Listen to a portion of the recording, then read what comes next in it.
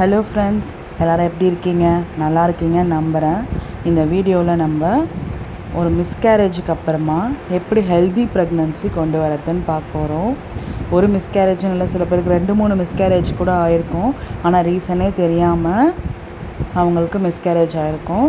But after miscarriage healthy pregnancy is 100% possible friends. First உங்களுக்கு ஒரு miscarriage ஆகிடுச்சு அப்படின்னு சொல்லிட்டா உடனே உங்களை ப்ளேம் பண்ணிக்காதீங்க. Please don't blame your self. என்னெல்லாம் சொல்லுவாங்க நம்மளை, நீங்கள் தப்பான ஃபுட் எடுத்திருப்பீங்க, அதனால தான் உங்களுக்கு மிஸ்கேரேஜ் ஆகிடுச்சு.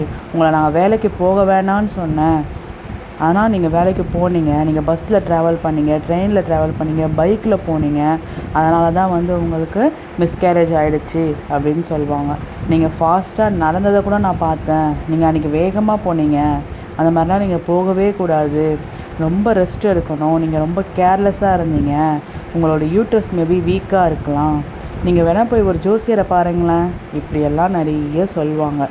நீங்கள் நினச்சி பாருங்கள், நீங்கள் எவ்வளோ ஹோட்டல்ஸ் போயிருப்பீங்க, நிறைய இடம் போயிருப்பீங்க சாப்பிட்ற இடத்துக்கு. அங்கே ப்ரெக்னென்ட் உமன்லாம் சாப்பிட்டதை நீங்கள் பார்த்ததே இல்லையா? ப்ரெக்னென்ட் உமன் பஸ்ஸில், ட்ரெயினில், பைக்கில் ட்ராவல் பண்ணி நீங்கள் பார்த்ததே இல்லையா? ப்ரெக்னென்ட் உமன் நம்ம யூடியூப்பில் வீடியோஸில், இன்ஸ்டாகிராம் வீடியோஸ்லலாம் வெயிட் தூக்கி எக்ஸசைஸ் பண்ணி குதிக்கிறது, ஓடுற மாதிரி வீடியோஸ் நீங்கள் பார்த்ததே இல்லையா? எல்லா ப்ரெக்னெண்ட்டாக இருக்கவங்களும் ரெஸ்ட்டு தான் எடுக்கிறாங்களா? எல்லாருமே ரொம்ப ரொம்ப கேர்ஃபுல்லாக தான் இருக்காங்களா? எல்லோரும் உங்களுக்கு வீக் யூட்ரஸ் இருக்கிறதால தான் மிஸ்கேரேஜ் ஆகுதா? யோசிச்சு பாருங்கள். எல்லோரும் அஸ்ட்ராலஜரில் கேட்டு தான் ஜோசியம் பார்த்து தான் ப்ரெக்னென்ட் ஆகுறாங்களா? எதுவுமே கிடையாது. இதோடைய ரீசன் பிஹைண்ட் இட் நம்மளோட குழந்தை, வயிற்றில் இருக்க குழந்தை ப்ராப்பராக டெவலப் ஆகலை, அதனால் நம்மளுக்கு மிஸ்கேரேஜ் ஆகுது. பாப்பாவுக்கு ஏதோ ஒரு குரோமோசோமல் அப்நார்மலிட்டி இருக்கிறதால நம்மளுக்கு மிஸ்கேரேஜ் ஆகுது. நம்மளுடைய வயிற்றில் குழந்தை வந்த உடனேவே அது வளர ஆரம்பிக்கும் போது செல்ஸ் மல்டிப்புளாக ஆகிட்டே இருக்கும். செல்ஸ் மல்டிப்புளாக வளர்ந்துட்டே போயிட்டே இருக்கும். நிறைய செல்ஸ் ஆகிட்டே இருக்கும் மல்டிப்புளாக. அது ஆக முடியாத போகும்போது அதோட பாப்பாவோட குரோமோசோமெல்லாம் ஏதோ ஒரு தப்பு நடந்திருக்கு, அப்நார்மலிட்டி இருக்குது. குரோமோசோமல் அப்நார்மலிட்டியால் மட்டும்தான் மிஸ்கேரேஜ் நடக்குது. அம்மா தப்பாக சாப்பிட்டதாலேயோ இல்லை பஸ்ஸு பிடிக்க, வேன் பிடிக்க ஓடுறதாலேயோ நம்மளோட பாப்பா மிஸ்கேரேஜ் ஆகிறதுக்கு வாய்ப்பு ரொம்ப ரொம்ப ரொம்ப ரொம்ப கம்மி. நீங்களே யோசிச்சு பாருங்கள். நெக்ஸ்ட்டு நம்ம ஒரு ரீசன் கண்டுபிடிக்கணும்.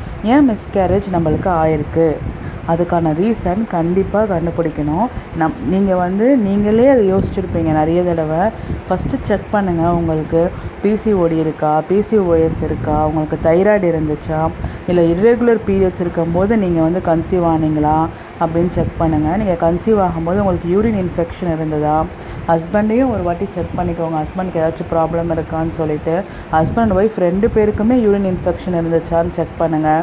நீங்கள் ப்ரெக்னெண்ட்டாக ஆகும்போது ஓவர் வெயிட்டாக இருந்திருக்கலாம், மேபி இல்லை அண்டர் வெயிட்டாக இருந்திருக்கலாம், ரொம்ப அன்ஹெல்த்தி ஃபுட் சாப்பிட்டதால், ப்ரெக்னன்சிக்கு முன்னாடி அன்ஹெல்த்தி ஃபுட் சாப்பிட்ருக்கலாம். அதனால் உங்களுடைய கருமுட்டை ரொம்ப குவாலிட்டியான கருமுட்டையாக இல்லாமல் இருந்திருக்கலாம்.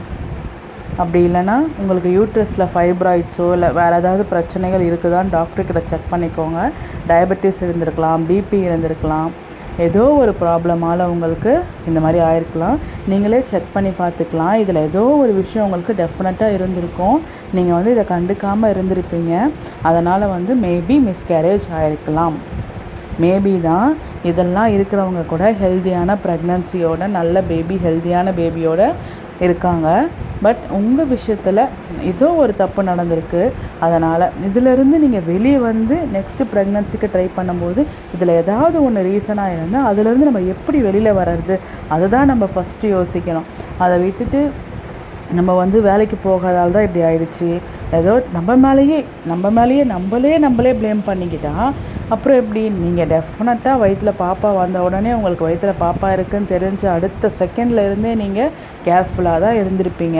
நீங்கள் அப்படியே ரொம்ப கேர்லெஸ்ஸெல்லாம் டெஃபினட்டாக இருந்திருக்க மாட்டீங்க. Because baby is precious. அதனால் அது ஒரு ப்ரெஷியஸான திங். ஒரு உயிர் நம்மளால் உருவாகிறது அப்படின்றது ரொம்ப ப்ரெஷியஸான விஷயம். அது நம்மளுக்கு கடவுள் கொடுத்துருக்காருன்னு தெரிஞ்ச உடனேவே நம்ம ஸ்டார்ட் பண்ணிவிடுவோம். எல்லா மாதிரியான கேர் எப்படியெல்லாம் கேர் பண்ணிக்க முடியுமோ அப்படியெல்லாம் கேர் பண்ணிக்கிறது தான் நம்ம இருப்போம். ஆனாலும் ஒரு தப்பு நடக்குதுன்னா அது ஏதோ ஒரு விஷயத்தால் நடக்குது. நெக்ஸ்ட்டு இந்த ப்ராப்ளம் எல்லாம் நம்ம இருக்கா அப்படின்னு சொல்லிட்டு பார்த்துட்டு இதில் இந்த ப்ராப்ளம்ஸ்லாம் இருந்தால் இந்த ப்ராப்ளம்ஸை தீர்க்க என்ன வழி, அதுதான் நம்ம ஃபஸ்ட்டு பார்க்கணும். ஃபஸ்ட்டு என்ன பண்ணணும் அப்படின்னு சொன்னிங்கன்னா, உங்கள் ஃபஸ்ட்டு 3 to 6 months வந்து கேப் விடுங்க நீங்கள் ப்ரெக்னன்சிக்கு பிளான் பண்ணும்போது. பிகாஸ் நம்ம உடம்பு வந்து அவ்வளோ பெரிய ஒரு விஷயத்தை சந்திச்சிருக்கு. மிஸ்கேரேஜ் அப்படின்ற ஒரு அவ்வளோ பெரிய விஷயத்தை சந்திச்சிருக்கு. அப்போது டெஃபினட்டாக அதுக்கு ஒரு 3 to 6 months கேப் வேணும். பிகாஸ் நீங்கள் வந்து ஃபிசிக்கலாகவும் எமோஷ்னலாகவும் ரொம்ப பிரேக் டவுன் ஆகிருப்பீங்க. உங்களுக்கு அது வந்து ஃபஸ்ட் டைமாக இருந்தால் ரொம்ப மனசு கஷ்டப்பட்டிருப்பீங்க. எமோஷ்னலாக ரொம்ப வீக்காக இருப்பீங்க. ஃபிசிக்கலாகவும் உடம்பு வந்து வீக்காக இருக்கும்.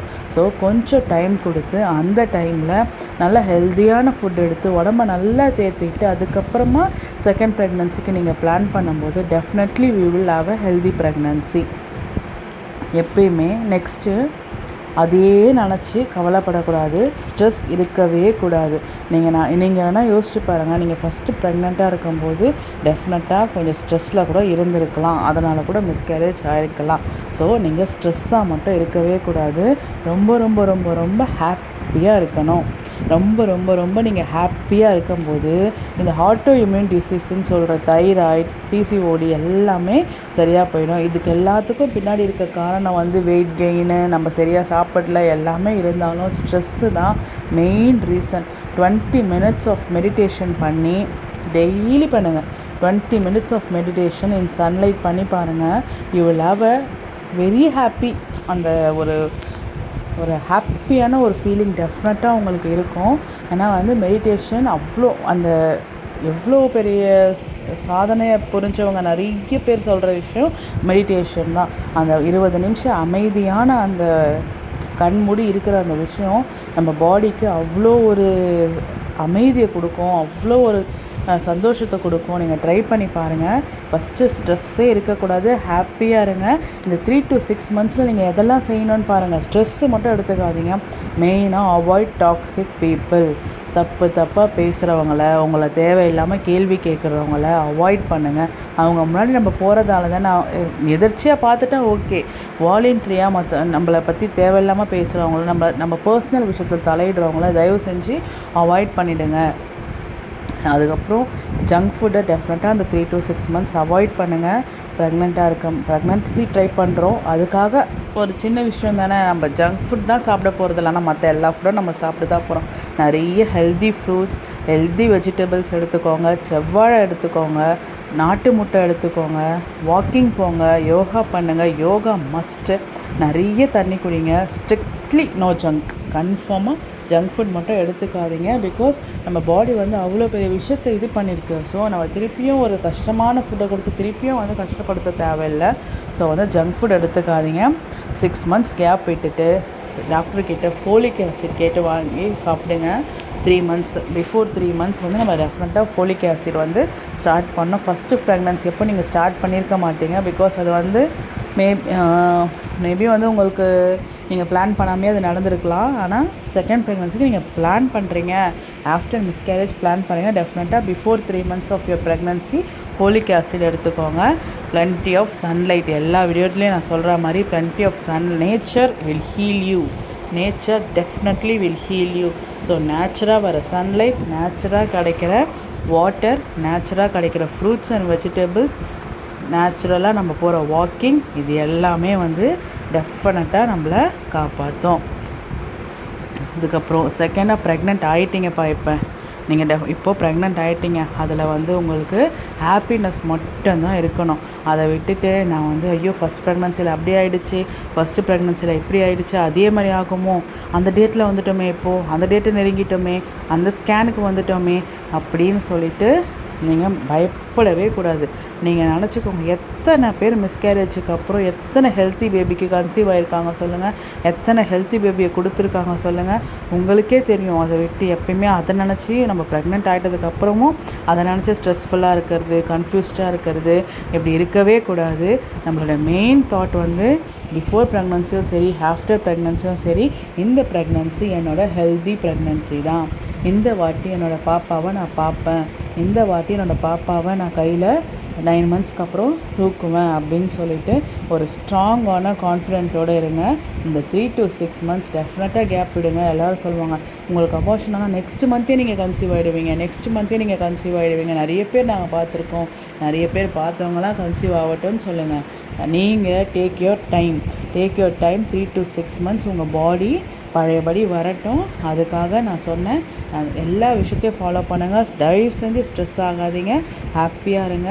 டாக்ஸிக் பீப்புளை டெஃபினட்டாக அவாய்ட் பண்ணிவிட்டு நீங்கள் ஹாப்பியாக இருங்க. யார் என்ன சொன்னாலும் பரவாயில்ல. நம்ம வாழ்க்கை நம்ம வாழ்கிறதுக்கு நம்மளுக்கு கிடைக்கிற சந்தோஷமோ, நம்மளுக்கு கிடைக்கிற ஏதோ ஒரு தப்பான சோகமோ நம்மளை தான் தாக்குமே தவிர மற்றவங்கள அஃபெக்ட் பண்ண போகிறது கிடையாது.